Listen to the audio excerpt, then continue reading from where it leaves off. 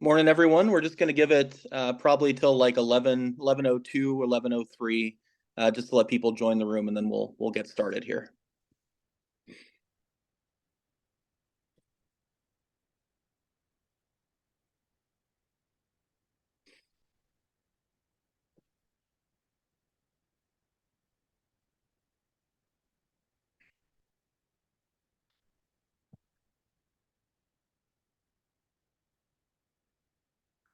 Just for those joining now, we'll give it about 30 more seconds just to let anyone else come into the room here, and then we'll get started.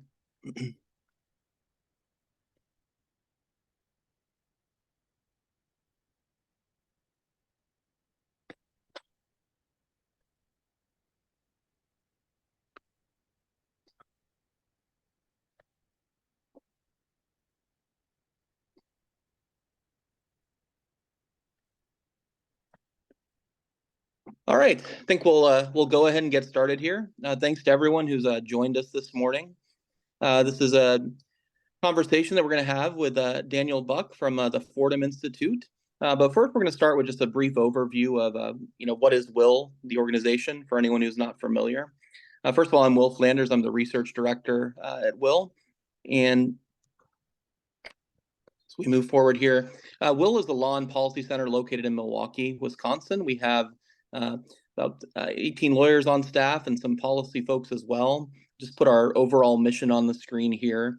We do a lot of work in the area of education, both when it comes to public schools as well as school choice.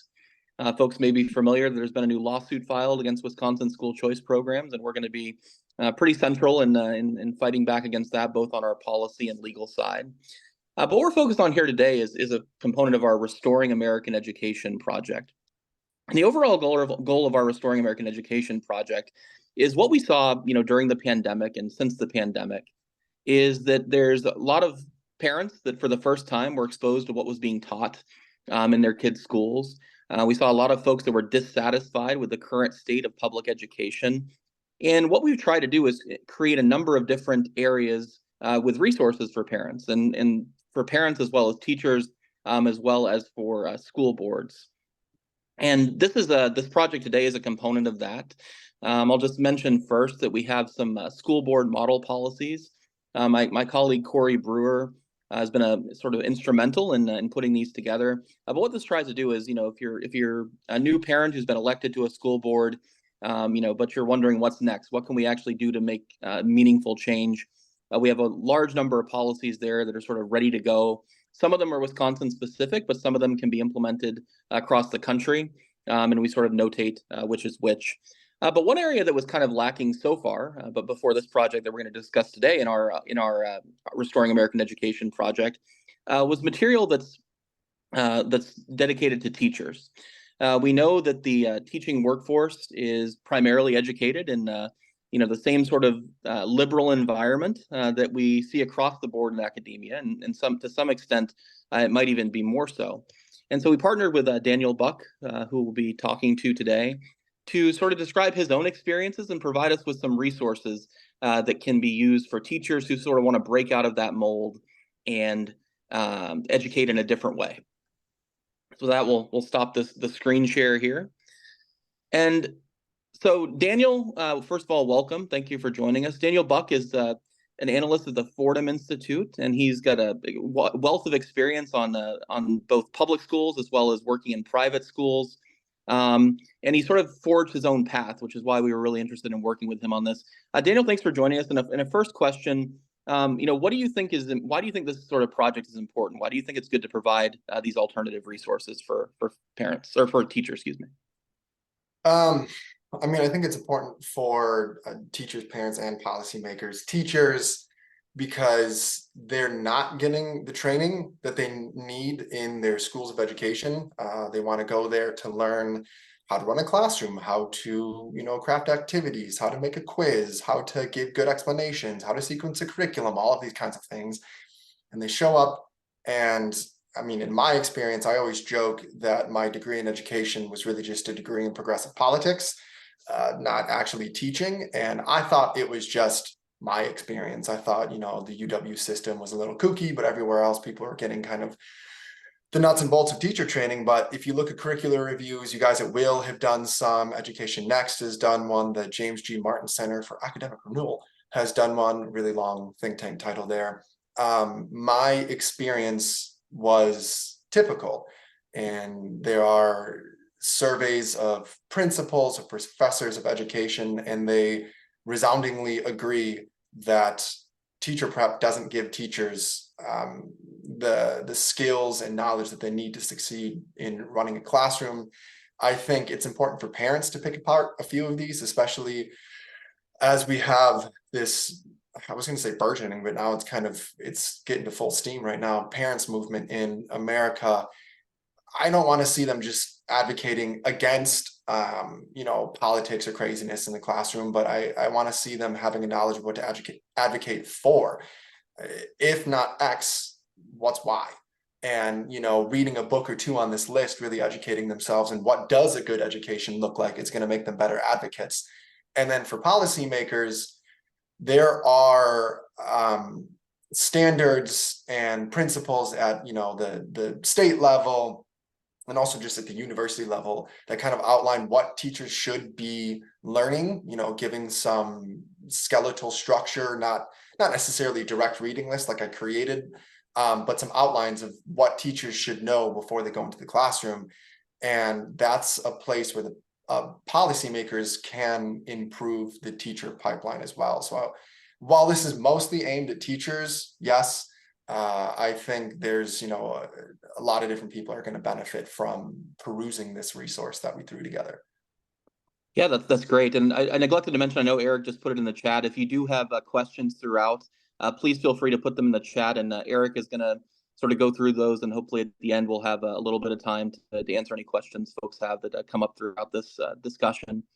So I guess, you mentioned that there's this misalignment between what's taught in teacher prep courses and what's needed when you actually ultimately, move into the classroom. I guess, why do you think that is? Do you think it's malicious? Do you think it's a lack of actual, experience in the classroom on the part of professors? Maybe some of each, but what are your thoughts as to why that might be happening? I think there are kind of two causes for this. The first is just the dominant ideologies in the schools of education right now. We all know that professors are notoriously left-leaning. Schools of education are kind of two deviations to the left even of that. So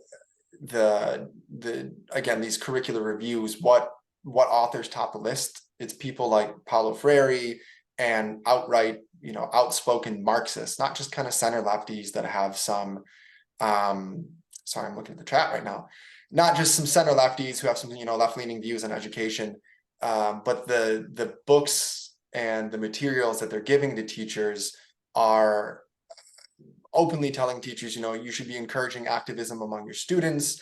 When it comes to instruction, teachers shouldn't be handing out any kind of consequences or punishments. Administrators shouldn't be doing that. Kids should be selecting whatever it is that they want to read or learn about, giving complete student choice, removing any and all adult or teacher authority from the classroom.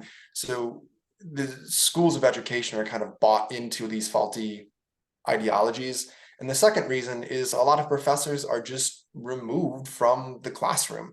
They can sit around in their ivory tower, picking lint out of their belly buttons, navel gazing, competing to cite the most esoteric French critical theorist. And they then don't have to suffer the consequences of going into a classroom and facing chaos, being insulted or disrespected by a student, having no idea how to craft a lesson, and spending 90 hours a week that first year teaching just trying to survive. They don't have to deal with those consequences. And so that removal from the actual classroom means they can focus on, I don't want to say useless theory, because I like education theory, but almost exclusively theory to the detriment of practical things.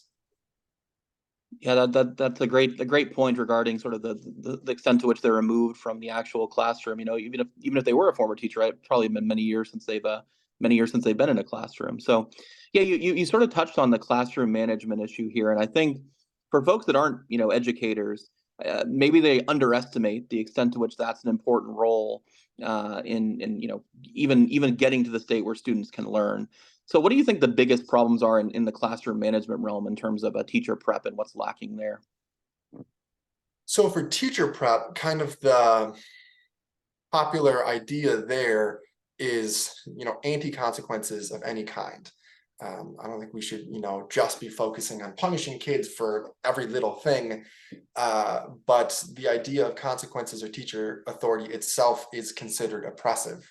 The oppressor-oppressed dynamic of Marx is kind of matched onto the student or the teacher-student relationship. So the teacher shouldn't be asserting authority. The teacher shouldn't be imposing any rules from above, but kids should be left to do whatever they want. If there's rules, the kids should be the ones setting the rules. Well, anyone who's interacted with a kid ever, anyone who's raised their own child or worked in a classroom knows exactly what's going to happen if you have zero consequences. I've worked in schools that kind of moved in this no consequences direction, and one of my colleagues, a student, insulted them and kind of mocked them in front of the class. Teacher went to the administration, asked, hey, can this kid have a detention? Can they have like an in-school suspension? Can we call home? Can we do something? And the administration just kind of didn't react. They didn't respond. If they did anything, they just kind of gave the kid a stern talking to and then sent him back to class, maybe with a bag of chips. And any teacher worth their salt knows exactly what that communicates to the kids in the classroom. It communicates to them, one, we don't have to respect this guy. He's not even deserving of our respect. And two, anything goes. If you don't set boundaries, kids are going to cross them. And whatever boundary you set, kids are going to push against it. And that teacher quit by the end of the week because the class, almost overnight turned to chaos. And he couldn't teach anymore. He couldn't teach math. He couldn't give examples. Kids couldn't focus when he handed out worksheets. And he was like, you know what, if the administration's not going to support me, I'm gone. And when people are going through the schools of education and they're being told there's no consequence approach is what's best, they're going to go into the school and they're going to implement those policies. Yeah, that's something when we think about we hear from administrators anyway, there's a big teacher shortage, right? And some folks have tried to debunk that, right? That it's not as bad as what folks say. But the bottom line is if we need more teachers in the classroom, we need teachers to stay in the classroom. They need to feel supported. And so that sort of leads me to another question, is it possible, using some of the resources you have here or even beyond that, if you don't have a supportive administration, is it possible for teachers to create a sort of functional disciplinary environment in their classroom? I assume it makes it harder, but can it still be overcome to some extent? Yeah, I think teachers with the power that they can impose some of their own consequences. This last year, again, I was in a school that kind of had a no consequences approach, and it put so much work on me, but it was either do this or have a complete chaos in my classroom every single day, which is almost more stressful than putting in the extra hours. But I had to sit down and list, okay, what consequences can I dole out? It was, calling home. I was assigning detentions or pulling them from gym. I don't like doing whole class consequences because it kind of I'm thinking of the Full Metal Jacket right now. Whole class consequences don't always work and they kind of backfire sometimes, but providing extra work if the class didn't get things done. Did I say pulling from recess? Things like that. I had to do it myself, where it's best if those are a system-wide thing. But it is possible as a teacher to do some of it. And then there's also just classroom routines that you can set up that help with the flow of that. Little things like what's the most efficient way to hand out paper, not multitasking. So if you're standing in front of the room, you want to stand in front of the room and communicate and not be, handing out papers or grading at the same time, because that communicates to kids, well, what I'm saying isn't really that important because I want you doing all these other things. And, one of the resources I provide on there is Doug Lamal's Teach Like a Champion.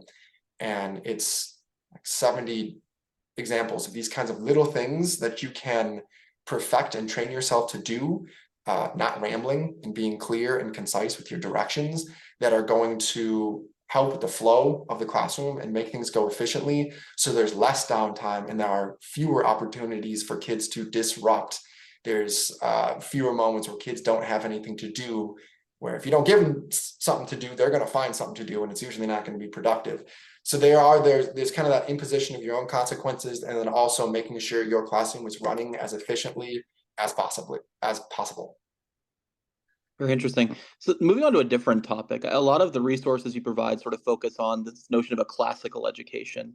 And I guess for folks that, may have less of a knowledge of, the sort of theory of education, what differentiates a classical education from most of what we see in schools today? Yeah, I'd say there are kind of two definitions of classical education out there. There's the really, really strict definition of classical education, where we're going to be talking about the trivium and the quadrivium and learning Latin. And there's this sequence from, I actually don't know the sequence perfectly. There's going to be some classical educator on here that's going to call me out, but learning logic and rhetoric and philosophy and things like this. There's a specific sequence laid out. It goes back to medieval times. And then the way a lot of people use classical education nowadays, they kind of intermix it with just more of a traditional approach to education. We're going to be, in the English classroom, instead of giving kids a choice to read whatever young adult fiction novel they want, we're going to take them through classic literature. We're going to read Shakespeare with them, Wordsworth with them, Emily Dickinson, books like this. Our classrooms are going to be set up in rows facing forward, because the teacher's the teacher, and they're kind of the conduit of knowledge in the classroom. And we want the kids, at times silent and listening to what the teacher has to say, because what they have to say is important. There are going to be, direct instruction where the teachers, if we're doing a math class, we're not going to set the kids loose to discover long division on their own, but the kids are going to listen to 10, 15 minutes of the teacher doing a few examples, saying, here's how you do it. And now we're going to practice. And then in a few weeks, I'm going to test to see if you actually learned it. So there's the strict definition of classical education, and then there's kind of this fast and loose way that a lot of people use it, and I'm guilty of this myself. To me, just kind of more of a traditional approach to the classroom, where we know the teacher's the authority in the room. There are some things that kids should learn. Sometimes they have to be silent and listen, even if they don't want to. So that's, I would say, the two ways I would define classical education, at least how it's used out there right now. Yeah, so obviously this is maybe somewhat of an unorthodox approach for kids today, given that most of their teachers probably aren't following this sort of a notion of classical education. So do you find that, students are receptive to this? Can they adjust over time, or does it make it pretty hard when every other class maybe they're getting sort of a different or more modern approach? I found my students really liked it. I had one student come up to me one year and say, Mr. Buck, I really like your new way of teaching. And it's so ironic and concerning that really my new way of teaching is just the old way of teaching. But it's the first time she experienced it. But kids felt like they were learning something. They weren't left in their classes to discover whatever they want, aka 2 or 3 kids spend some time Googling some stuff on their own and everyone else goofs off. But even grammar, at every school that I taught at, I made kids take notes. I put notes on the board. They took time taking notes on grammar, and then we worked out of a textbook, and they had to, identify parts of speech and modify sentences to include appositive phrases or these kinds of things. And they practiced rote grammar, and it was always the most well-run time of, between literature and grammar. Grammar was always a little easier to teach because the kids were really into it. They kind of liked literature is loosey-goosey. Well, what does this mean to you? Grammar, there's a right and a wrong answer, and they appreciated that. And if no one else is giving them grammar, people want to be able to write well. They don't want to look stupid when they're sending emails. They don't want to come across as uneducated. So they really valued something like explicit grammar instruction. And then also, if you're taught well, if you're trained well as a teacher in something like explicit instruction, upfront teaching, it doesn't feel just like a boring lecture, but there's a lot of call and response. I would tell stories. I'd use, all of my examples were always jokes about Russians and running away from the Russian mob, and kids thought that was amusing. Or I'd give examples from whatever we were reading. So all of their practice questions had to do with Romeo and Juliet or To Kill a Mockingbird or things like this, which they were enjoying that and just kind of tied into it. But kids really liked this traditional approach to the classroom because they were learning from it, and they weren't in these kind of loosey-goosey, progressive, warm and feely, fuzzy approaches to instruction and education. Yeah, I think, what we see a lot of times is that, students actually crave accountability, and they crave the opportunity to sort of, that they need authority figures, right? And sometimes we're lacking that in the modern era of education. So you touched on literature and reading. Obviously, the science of reading, quote unquote, has been a big topic of discussion in recent years. We had a significant change in Wisconsin, where we're going to implement statewide a sort of a curriculum based on the science of reading. I guess a couple, two-part question here, but one, why do you think there's been resistance to the science of reading? It's a similar story to other things where, sort of teacher prep is just divorced from reality. And two, what changes do you think need to happen to effectively implement a curriculum like this across the state or the nation as well? Yeah, the opposition to phonics and the science of reading is so unfortunate. It goes back to the 80s and 90s. And Education Week and other outlets are starting to recreate this cycle now. But when, Phyllis Schlafly, I can never remember how to pronounce her name, endorsed phonics, it was cast off and denigrated as, oh, it's this Christian thing. And then Bush endorsed it, no, it's this conservative thing. And now again, parents groups like Moms for Liberty are endorsing it, and it's once again just being hand waved away as this conservative thing. It's being mixed up in politics. There's a lot of things we don't know about in education and how people learn. One of the most well-studied and proven time and again theories in education is how young children learn to read, and that teaching them phonics and phonemic awareness and spelling and vocabulary, that's how kids learn to read. Unfortunately, because conservatives often endorse it, it's then reflexively pushed away or ignored or cast off by the left. And like I said, we're seeing that again. There's an article in Education Week just last week, I think, kind of saying, oh, Moms for Liberty endorsed it, and now phonics is in trouble. And it's like, I'm not even going to go on that rant. Yeah, there's a part two to your question, but I don't remember what it was now. Oh, just what do you think are some of the keys to getting back to that? Like what sort of retraining? It's probably a pretty broad question, but sort of the top level, like what do teachers need to know to effectively implement a more science of reading based approach? Well, it's the National Council on Teacher Quality, I believe it is, has run some reviews of teacher preparation programs, which we're talking about here. And I think it's only 28% of them train their teachers in the basics of phonics. So again, that's where policymakers can come in and get this into the expectations that every teacher preparation program, in order to be credentialed or accredited, needs to include a phonics component, and not like one little class, but addressing every aspect of phonics, which includes spelling and vocabulary and comprehension and everything else. So just have a couple more questions here, and if you do have questions in the chat, please feel free to drop them in at this point. So you mentioned in your write-up for us that E.D. Hirsch is a big influence, probably more than anyone else, on your thinking on this sort of global topic of teacher education. I guess what are some of the insights you find most useful, and why is his writing so influential on you? So E.D. Hirsch completely flipped how I think or thought about education. He really revolutionized and emphasized the importance of content knowledge over skills. So before reading E.D. Hirsch, I might give my students, we're going to practice the task, finding the main idea today, a reading skill or making inferences. And then you send them, give kids a bunch of different readings and ask them to practice making an inference or finding the main idea.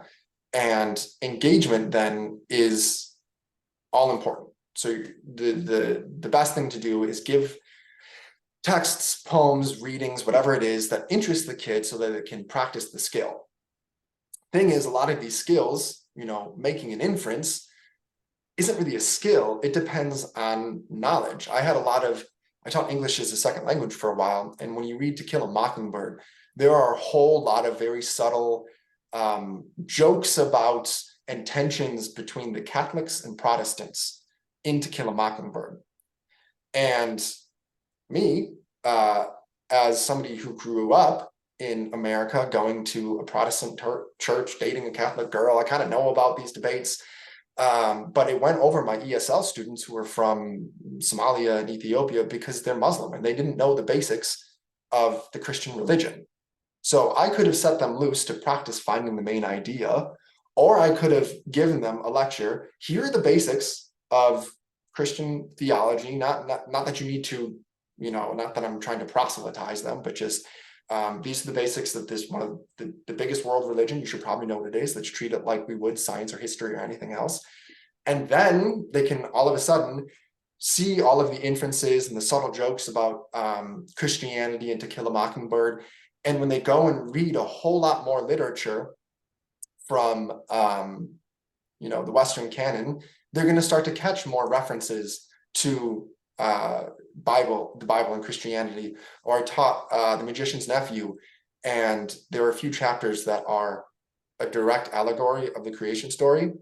And I could have asked them to identify the allegory, and a few of them might have guessed correctly, or I could have just read Genesis 1 and 2, given them this little piece of knowledge, and then when they go and read Shakespeare and they see an allusion to creation, or again, basically any book from the Western tradition, all of a sudden they're going to be able to make these inferences, identify allusions. All of these things that we considered skills are really just knowledge. Do they know the thing being alluded to? Can they make an inference based on the knowledge that they have?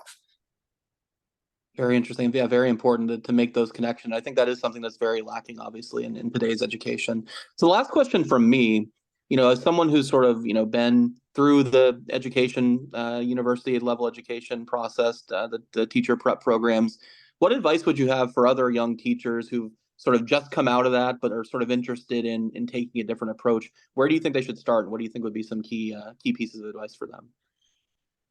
Read something other than what you read in your university classes, in your teacher preparation classes. That is why I threw this together. The number one question I always get asked on social media is, what else should I read? All I got was John Dewey, Paulo Freire, or project-based learning, or discovery education. What else is out there? You would hope that in teacher prep, they might get like a broad sampling, or they might even read E.D. Hirsch or somebody like that as to play devil's advocate and try and pick apart why he's wrong, but they just aren't exposed to this at all. And that is why when you reached out and asked, hey, do you want to throw this together? I said, absolutely, because it's filling a need that's out there. And now every time I get asked that question, I can say, well, here's a sampling of things to read. E.D. Hirsch is probably, the number one author I recommend, but he kind of focuses more on the theory. Get something by Doug Lemov. It's kind of, he writes more like practical training manuals.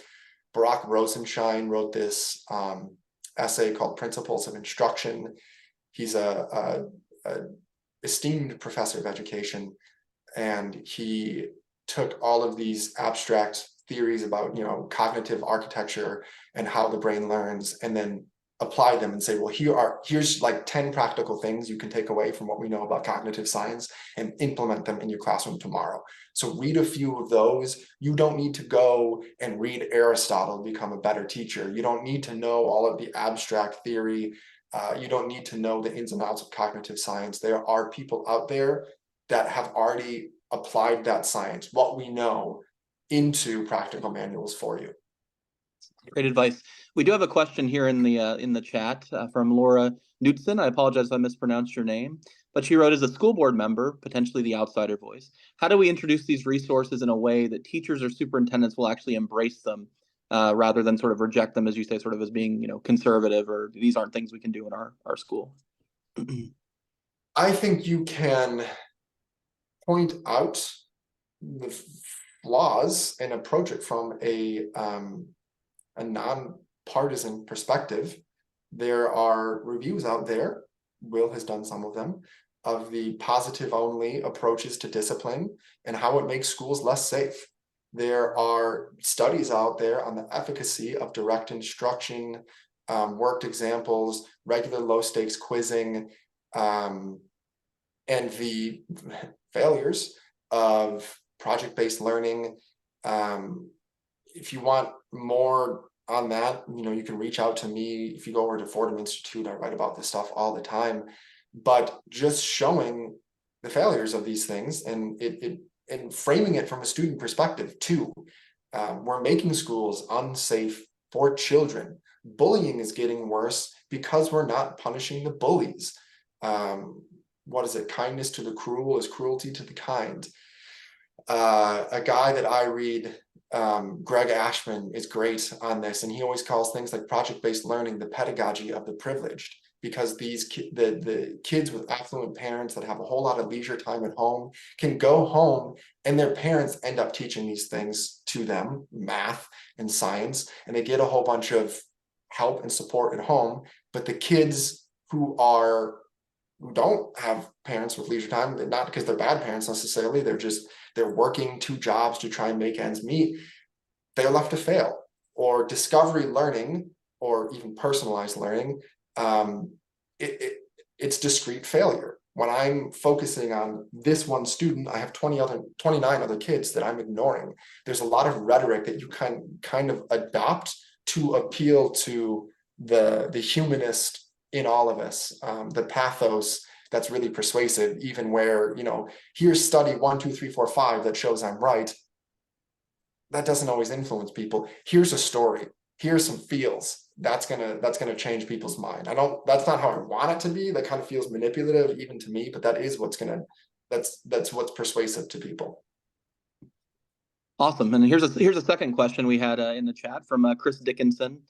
As the board president, I'm looking for traditional ELA curriculum instruction materials to replace what we currently have. Where can I find a good year-to-year tract, including the books that should be read? Something I could introduce to the superintendent as we review curriculum. Yeah, 3 curricula that I know of that, well, actually 4. Reading Reconsidered by Doug Lemov. I've used it. It's a little too top down and constraining for me. Like, it lays out, minute by minute what teachers should be doing, but it doesn't have to be followed to a T. So when I used it, I would I'd look at the lesson plans, the activities, the examples, and I could kind of trim them down and make it fit for me. But that one was really good. Core Knowledge was created by Edie Hirsch. There's been some research recently that shows schools that use it effectively close the achievement gap. And if we adopted Core Knowledge across the country, we would jump from being, 25th to 30th in the nation, or in the world in reading, to top 5. It is wildly effective, and there's research out there to prove it. Look up Robert Pondisio at the Fordham Institute, who wrote about this curriculum recently.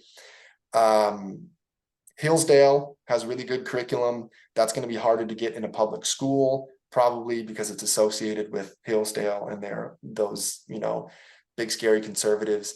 And then Wit and Wisdom I haven't used, but in the education world, sphere that I kind of am in, it's well respected. It's gotten some flack recently from some of the parents groups because of a lesson plan or 2. And from what I've seen, Wit and Wisdom kind of is a little to the left, but it's to the left in the way that, the good reporting from the New York Times or some of the better articles from the Atlantic are, yes, it's on the left, but it's still, you can't deny that it's high quality. Excellent. Well, Daniel, this has been very informative and very interesting. I'd invite folks to, follow Daniel on Twitter. It's Mr. Daniel Buck, I think, is the Twitter handle for anyone that isn't, and check him out at the Fordham Institute as well.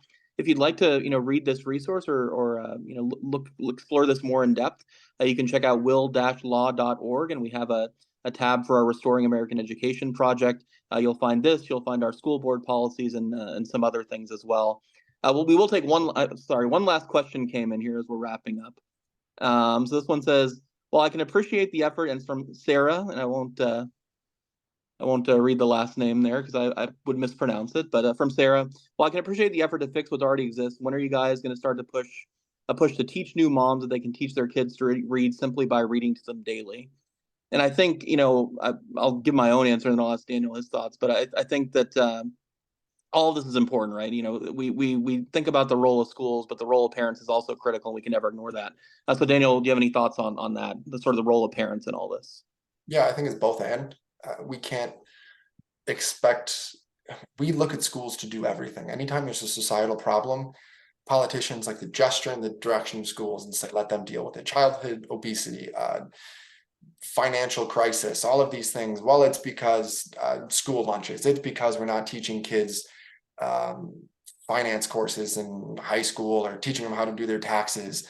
Why is everyone disrespectful now? Well, it's because we aren't teaching kids virtue anymore. And I think sometimes schools get a bad rap, even as somebody who spends a lot of time criticizing public education, but we can't expect schools to do everything. We can't expect them to close the achievement gap. When I was teaching, I knew which kids read at home, and I knew which kids grew up with their parents reading them bedtime stories, because we'd open up Romeo and Juliet and they would know exactly what's happening and they could read it by themselves and they didn't need my help. That being said, I think there's kind of, like I said, there's a both and here.